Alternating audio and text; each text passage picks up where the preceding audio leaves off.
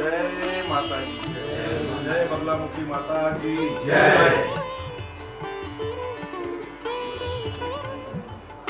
मैं सभी देशवासियों के लिए छठ की और दिवाली की और भैया दूज की हार्दिक शुभकामनाएं देता हूं और माँ भगवती से ये अरदास करता हूं कि माँ भगवती इस देशवासियों के लिए सद्भावना दे और आने वाले समय में भी देशवासियों के लिए अच्छा भविष्य हो।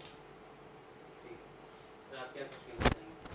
आज हम लोग यहाँ गोरेगांव में राम भाई के इस ऑफिस में बैठकर एक गुरु जी के सानिध्य में जो हमारे बगलामुखी उपासक हैं महाराज नरेंद्रपुरी महाराज यहाँ पर विराजमान हैं और राम भाई यहाँ पर हैं, हमारे राष्ट्रीय अध्यक्ष बाबू राम जी यहाँ पर उपस्थित हैं।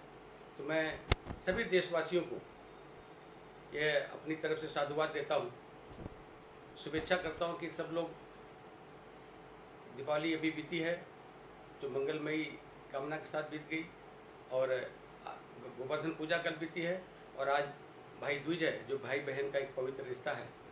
तो मैं सभी लोगों को यह अपनी तरफ से कामना करता हूँ कि सबका आने वाला समय मंगलमय हो और माँ भगवती माँ लक्ष्मी सबके ऊपर आशीर्वाद बनाए रखे। बहुत बहुत धन्यवाद। सबसे पहले आपके इस चैनल न्यूज़ को बहुत बहुत शुभकामनाएं। आज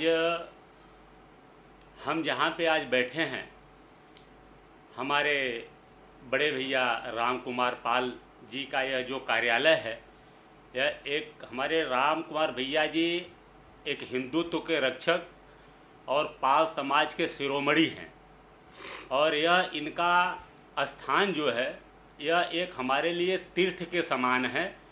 हमारे समाज के और हिंदुत्व को चाहने वाले अगर हिंदुस्तान के कोने कोने से अगर मुंबई के धरती पर पधारते हैं तो राम कुमार भैया के कार्यालय पे अवश्य आकर के यहाँ अगर छोटे हैं तो राम कुमार भैया से आशीर्वाद लेते हैं, अगर बड़े हैं तो राम कुमार भैया को आशीर्वाद और शुभकामनाएं देते हैं। तो आज मथुरा गोवर्धन से और जिनका कि दिल्ली में भी स्थान है, कई जगह पे आश्रम है, ऐसे महाराज महेंद्रपुरी जी पधारे हैं जो कि राष्ट्र उदय पार्टी के मार्गदर्शक भी हैं और संत के रूप में मार्गदर्शन करते रहते हैं।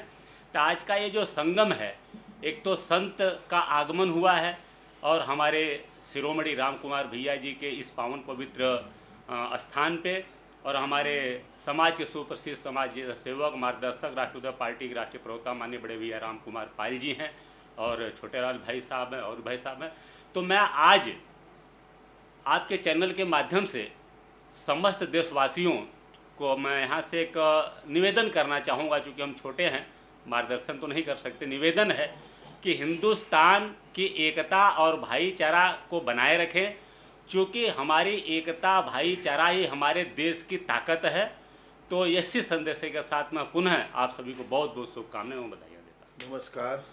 सबसे पहले तो मैं सौभाग्यशाली हूँ कि स्वामी महेंद्रपुरी जी महाराज बगलामुखी साधक आज मेरे द्वार पधारे, मुझे स्वागत करने का सम्मान करने का सौभाग्य प्राप्त हुआ और साथ साथ हमारे बड़े भाई लोग और समाज के प्रतिष्ठित लोग साथ खड़े हैं, ये मुझे अभिमान हो रहा है।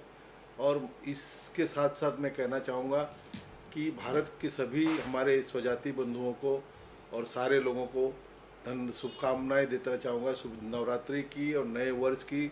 नए वर्ष में आने वाला समय बहुत अच्छे से गुजरे और प्रगति हो और उन्नति हो, हमारा समाज आगे बढ़े और गोस्वामी जी से आशीर्वाद चाहूँगा कि समाज को ऐसी प्रगति प्रदान करते रहें और ध्यान देते रहें। धन्यवाद। आने वाले कुछ दिन में छठ पूजा भी है 7 तारीख को, तो क्या कुछ उसके लिए बोलना चाहेंगे? छठ व्रती लोगों को बहुत बहुत शुभकामनाएं दूंगा और छठ व्रत बहुत कठिन व्रत होता है, 72 घंटे का व्रत होता है।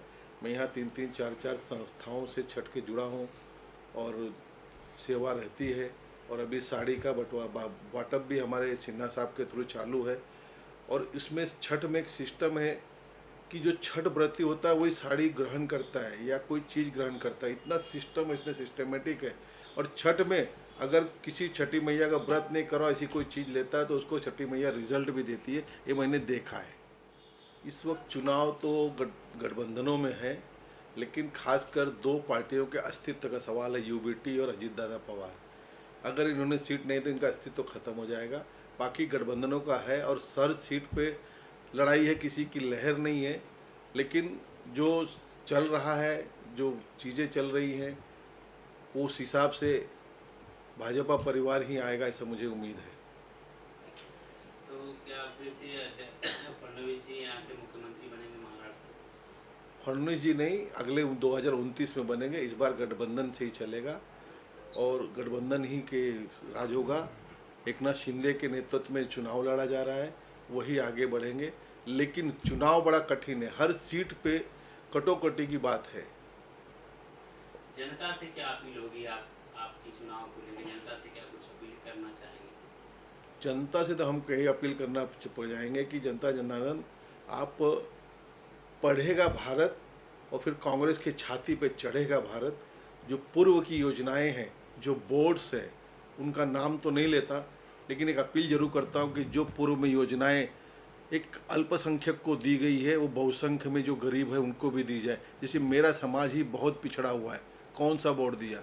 दलित को कौन सा बोर्ड दिया? एसटी को कौन सा बोर्ड दिया? आज देश में 12 संस्थाएं हैं जो अरबों रुपया जा रहा है। हमारे 4 लाख मंदिरों का 2 करोड़ रुपया जा रहा है। अन्य चीज़ों से ले या तो इसको बंद करें, ये हमारी गुजारिश रहेगी। और इसी कांग्रेस से और इसी विपक्ष से मेरी अपील रहेगी, आपने कानून लाया है, आज तो कानून रिपील करो या दूसरे वर्ग को भी दीजिए। आज जो चल रहा है अल्पसंख्यक, वो आज बहुसंख्य है। 80 करोड़ के बाद 40 करोड़ लोग वो लोग हैं। ये आवाज़ को मैं उठा रहा हूँ। आप लोग कई बार इन्होंने देखे हैं, और पहले भी जब मैं वक्फ बोर्ड कहता था तो आप लोग हंसते थे, लेकिन आज वक्फ बोर्ड सदन में उठा है। धन्यवाद। यहाँ से संजय निरुपम उम्मीदवार, उनके लिए क्या कुछ करना चाहिए? मैंने आपसे कहा कि हर सीट पे लड़ाई है, किसी पार्टी की लहर नहीं है। अब मैं ज्योतिष तो हूँ नहीं, बस, लेकिन ओवरऑल जो था वो मैंने आपको बताया।